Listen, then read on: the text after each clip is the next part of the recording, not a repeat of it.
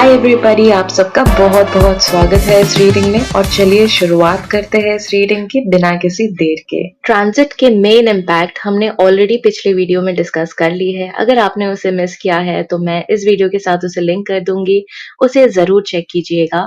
इस वीडियो में हम मेनली उनके एस्पेक्ट्स के इम्पैक्ट डिस्कस करने वाले हैं, क्योंकि हमारे पास इतने सारे प्लैनेट्स हैं तो ये वीडियो जरा लंबा हो सकता है, तो पिछले वीडियो को चेकआउट करना ना भूले।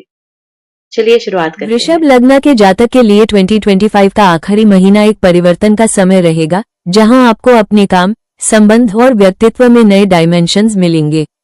इस दौरान Jupiter, Saturn, Mars, Rahu, Ketu और सूर्य शुक्र के दृष्टि आपकी जिंदगी के हर क्षेत्र पर अलग प्रभाव डालेंगे। गुरु कैंसर राशि में रहकर आपके 3rd हाउस में है और दृष्टि डाल रहा है 7th, 9th और 11th हाउसेस पर। ये समय आपके लिए कम्युनिकेशन और पार्टनरशिप ग्रोथ का है। बिजनेस अलायंसेस मजबूत होंगे और अगर आप सेल्फ एम्प्लॉयड हैं तो नए क्लाइंट्स मिलने के चांसेस हाई हैं। 7th हाउस पर दृष्टि होने के कारण मैरिज या लॉन्ग टर्म कमिटमेंट के योग भी बन रहे हैं। 9th हाउस पर दृष्टि आपके फॉर्चून और हायर स्टडीज में उन्नति लाएगी। अगर आप अब्रॉड स्टडी या ट्रैवल का प्लान कर रहे हैं तो ये समय उसके लिए फेवरेबल है। जुपिटर जब जेमिनी 2nd हाउस में आएगा तो दृष्टि जाएगी 6th, 8th और 10th हाउसेस पर। ये एक कामक और रिस्पॉन्सिबिलिटी ओरिएंटेड पीरियड होगा। काम के लोड बढ़ेंगे और आपको अपने ड्यूटीज पूरे ध्यान से निभाने पड़ेंगे। हेल्थ पर भी नजर रखिए, स्ट्रेस और डाइजेशन से रिलेटेड इश्यूज हो सकते हैं। लेकिन 10th हाउस पर दृष्टि होने से करियर रिकॉग्निशन और स्टेबिलिटी बढ़ेगी। शनि पाइसिस 11th हाउस में है और दृष्टि डाल रहा है 1st, 5th और 8th हाउसेस पर। ये एक मैच्योरिटी और डिसिप्लिन का समय है। आपका आउटलुक लाइफ के प्रति सीरियस होगा। शनि की लग्न पर दृष्टि आपको अंदर से बदलने पर मजबूर करेगी। सेल्फ इमेज, हैबिट्स और प्रायोरिटीज में ट्रांसफॉर्मेशन आएगा। 5th हाउस पर दृष्टि होने के कारण क्रिएटिव प्रोजेक्ट्स और लव लाइफ में पेशेंस की जरूरत होगी। स्टूडेंट्स को कंसंट्रेशन बनाए रखने में कठिनाई हो सकती है, लेकिन जो मेहनत करेंगे उन्हें रिवॉर्ड जरूर मिलेगा। 8th हाउस पर दृष्टि होने के कारण साइकोलॉजिकल और स्पिरिचुअल अवेकनिंग हो सकती है। आप अकल्ट, एस्ट्रोलॉजी या मेटाफिजिक्स में रुचि ले सकते हैं। मार्स सैजिटेरियस 8th हाउस में है और दृष्टि डाल रहा है 11th, 2nd और 3rd हाउसेस पर। यह आपके लिए थोड़ा वॉलेटाइल फेज है। फाइनेंशियल अप्स एंड डाउन्स हो सकते हैं। 2nd हाउस पर मार्स की दृष्टि से स्पीच अग्रेसिव हो सकती है, तो कम्युनिकेशन में संभाल कर चलना जरूरी है। 11th पर दृष्टि से आप गोल ओरिएंटेड और कम्पेटिटिव बनेंगे, लेकिन कुछ फ्रेंड्स के साथ मिसअंडरस्टैंडिंग भी हो सकती है।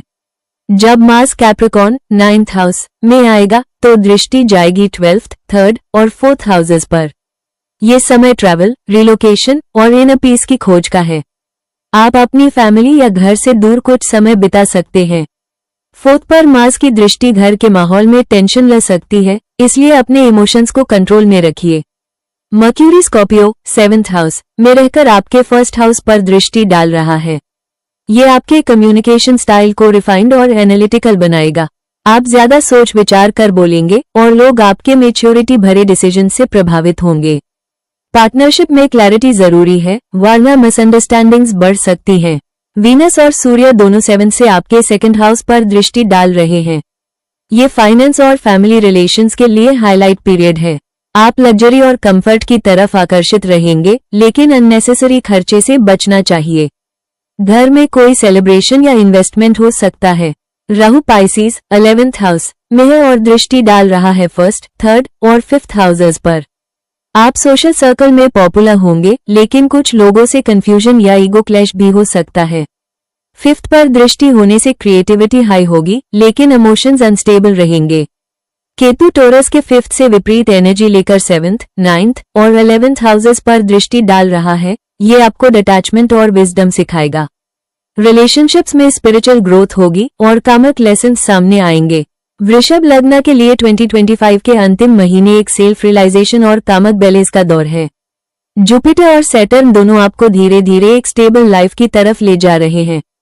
करियर में ग्रोथ है, लेकिन पेशेंस जरूरी है। रिलेशनशिप टेस्ट हो सकते हैं, पर उनमें क्लैरिटी और लॉन्ग टर्म स्टेबिलिटी भी मिलेगी। फाइनेंशियली ईयर एंड तक सिचुएशन सुधरेगी अगर आप इम्पल्सिव डिसीजन से बचें। अगर आपको ऐसे रीडिंग्स पसंद आते हैं तो चैनल को लाइक, शेयर, सब्सक्राइब करना न भूलें। मैं आपसे अगले वीडियो में मिलूंगी। कुछ रेजोनेट हो तो कमेंट में बताइएगा और अपना ख्याल रखिएगा।